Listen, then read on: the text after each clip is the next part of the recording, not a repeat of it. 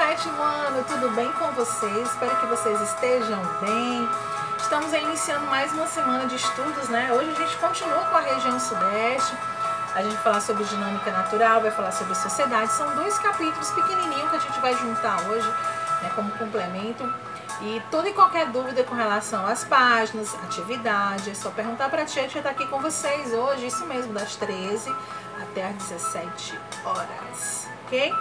Vai pegando aí o marca-texto, vai sublinhando os principais parágrafos, as principais palavrinhas, aqueles trechos que mais chamaram a sua atenção, que você sabe que vai fazer toda a diferença nas próximas avaliações e também na atividade.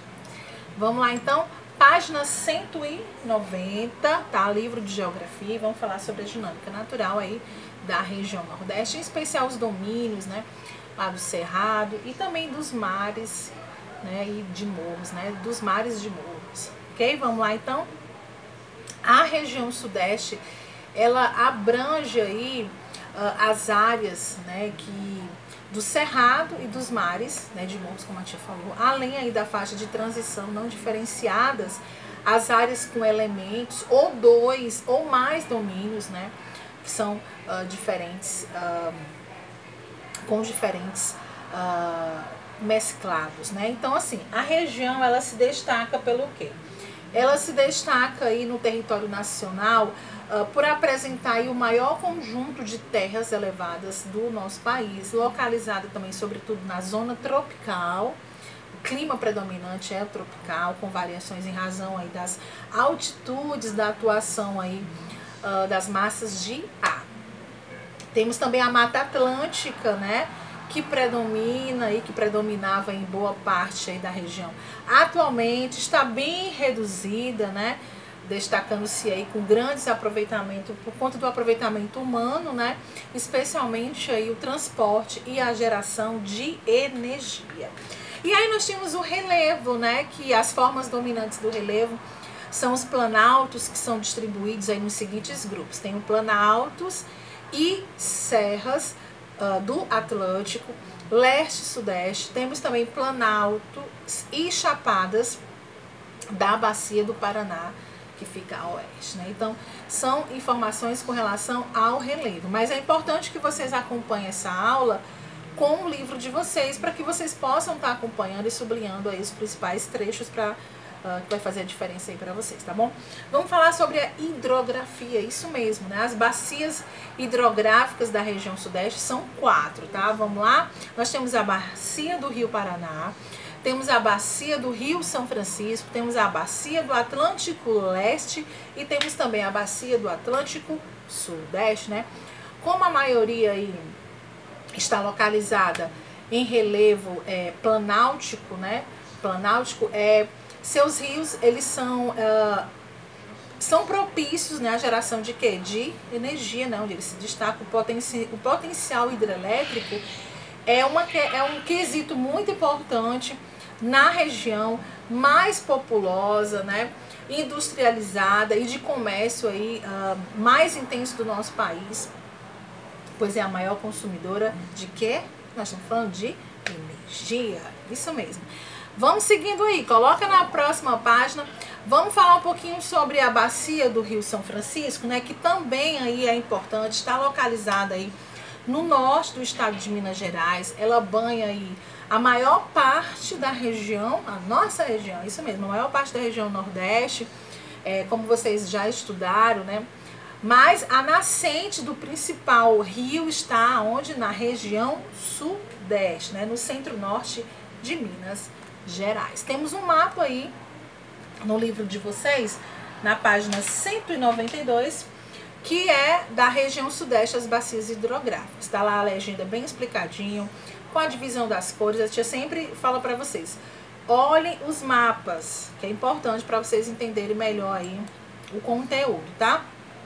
Tia Dani, clima, como é esse clima? Nós temos aí de tropical de altitude, né? Nós temos aí tropical, subtropical, nós temos tropical atlântico, né? Então, falando um pouquinho sobre a vegetação, vamos lá. Na região sudeste, a vegetação nativa principal é a Mata Atlântica, que se beneficia da umidade das áreas serranas, né, próximas ao quê? Ao oceano. Então, como vocês já sabem, a vegetação da Mata Atlântica, ela tem uma grande variedade de quê? De espécies, né? É alta, ela é fechada, né? E assim, as áreas que são dominadas por essa formação vegetal, elas sofrem muito com o quê? Com a devastação ao longo da história, que a gente já falou sobre isso, né? Desde o período quê? Desde o período lá inicial da colonização, com a retirada da madeira, que mais, Dani? A extração do ouro, né? E mais tarde, sobretudo por conta do cultivo do quê? Do café. Muito bem quem está acompanhando aí a videoaula, né? Então, para a expansão do quê, Dani? Da expansão da cultura do café, a mata, ela foi sendo retirada, né? No sentido ali do litoral e do Vale do Paraíba para o interior, tá? Olha como é importante a gente estudar para a gente poder conhecer toda essa história, né?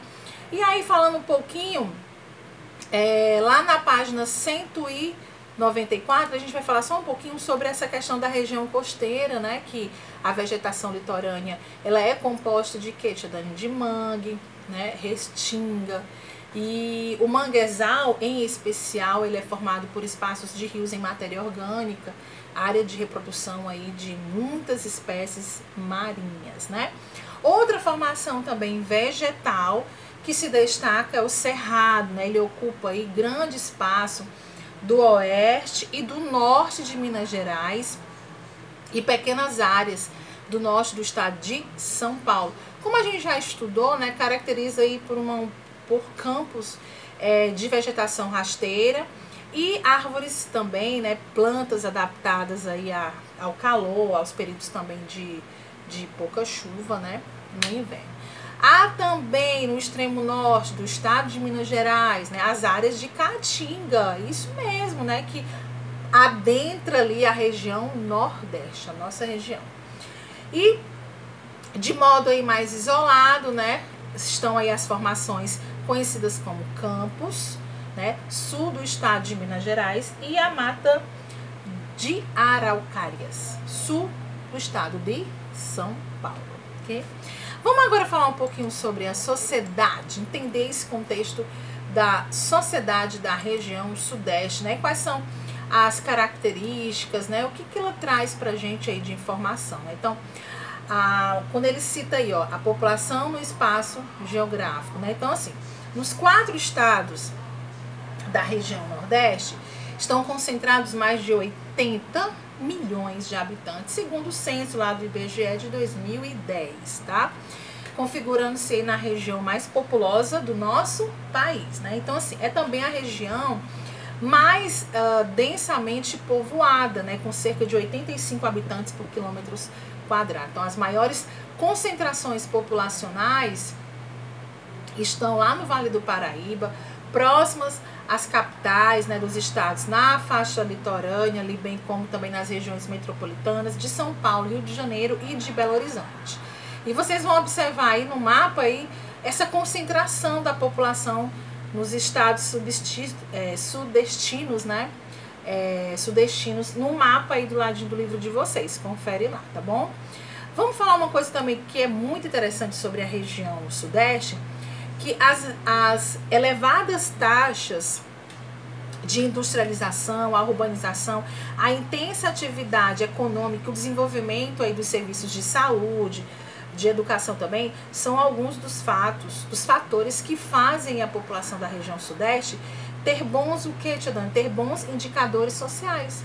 Isso mesmo, né? Em comparação com as outras regiões, se a gente for comparar também com a região nordeste, mas em comparação com todas as outras regiões. Então, de acordo aí com dados do IBGE, a região sudeste, assim como a região sul, tem as menores taxas de mortalidade infantil, tá? E as menores taxas de analfabetismo, quase a gente não consegue falar, né?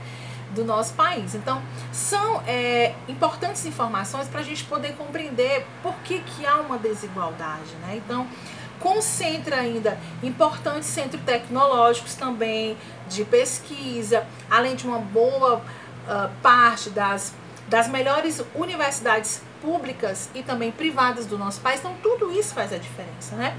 No entanto, é a região em que há os mais acentuados contrastes sociais e econômicos, tá? Verificados sobretudo nas grandes cidades. E vocês vão observar tudo isso que a gente está falando num gráfico abaixo aí no livro de vocês, na página 197, confere aí, né? Que tem esse rendimento aí médio mensal da população da região, lembrando sempre, olha a data, 2010, tá bom?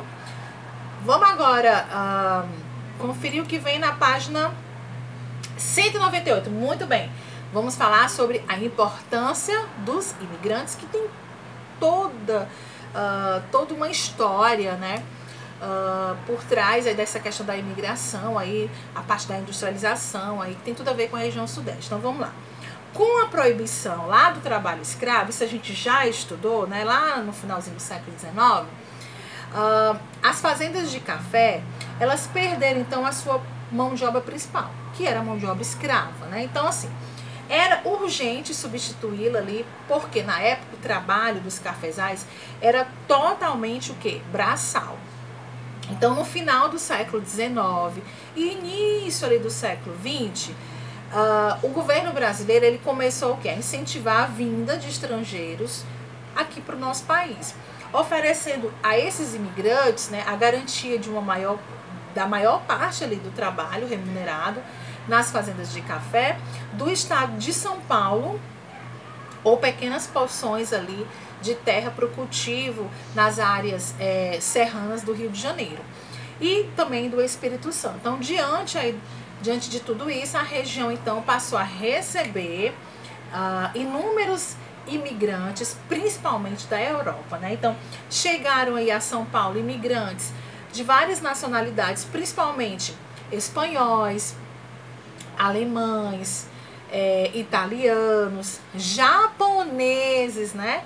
E também português. Então, esses imigrantes foram muito importantes para o Brasil, porque eles trouxeram ali outras técnicas agrícolas, né, de produção de mercadorias, e também eles passaram a compor a mão de obra assalariada ao lado ali dos poucos trabalhadores, né, livres da época, né, e fazia também pouco tempo que a abolição havia ocorrido, que foi em 1888.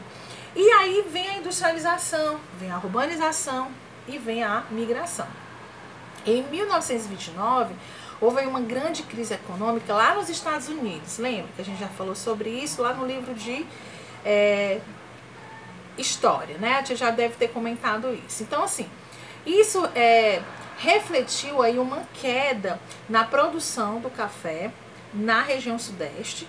E aí os Estados Unidos, eles compravam praticamente toda a produção de café, né? E nesse novo cenário aí, o produto ele começou o quê? Ele começou a perder o prestígio e o prestígio econômico conquistado havia décadas, né? Então assim, grande parte dos cafezais foi substituído por pastagem de bovinos e cultivo então de algodão para poder suprir ali toda aquela indústria têxtil. Então, o dinheiro acumulado pela produção do café passou a ser investido em comércio, em pequenas fábricas, principalmente nos estados de São Paulo e também no Rio de Janeiro. E assim, o foco de investimento foi transferido para a zona urbana, com a instalação de fábricas, especialmente ali no ramo têxtil, né? Têxtil são roupas, né? E também que produzia tecido de algodão, alimentício também. E a partir da década de 1950, foi que muitos moradores do campo aí começaram a se deslocar, né, para as cidades em busca de quê? De melhores condições de vida, que é chamado de quê? De êxodo rural, que a gente já falou sobre isso também, né?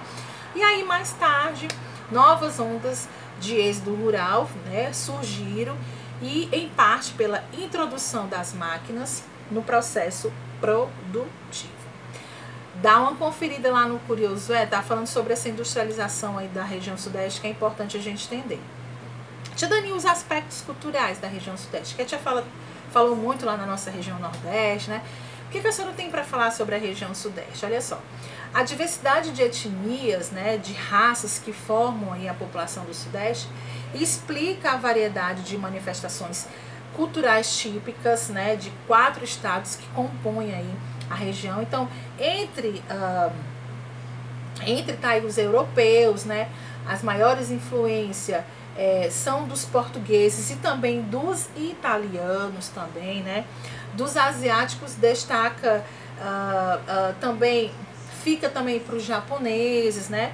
E aí vem também os indígenas, vem os africanos, que tem aí marcado também a sua influência, tanto na música quanto na culinária. Então, o carnaval, a dança de São Gonçalo, né, a Folia dos Reis, são aí algumas das festas e manifestações populares mais conhecidas. Nós temos aí o samba, nós temos aí a música caipira, a feijoada, que mais? Nós temos aí o feijão tropeiro, eu adoro feijão tropeiro. A pizza, nossa, que delícia. Temos também o pãozinho de queijo, olha só, né? A muqueca capixaba, nós temos também, entre outros elementos também aí, típicos da cultura da região sudeste, tá? Como eu falei para vocês, a tia vai estar explicando todas as informações com relação às atividades, porque vão ser 2 atividades, mas a tia vai estar explicando direitinho. Temos também as grandes metrópoles, né?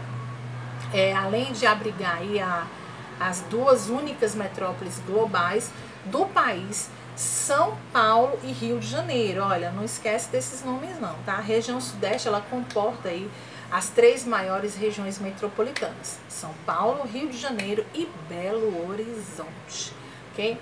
Então são informações aí que vai fazer toda a diferença na atividade de vocês com relação à sociedade. Então hoje nós vimos o quê? Vimos a dinâmica natural e vimos também a questão da sociedade na região sudeste, suas particularidades, sua cultura, sua culinária, música, enfim, né? É muita riqueza. Como a tia falou para vocês, toda e qualquer dúvida, eu tô aqui das 13 até as 17 horas. Olha só a minha blusa.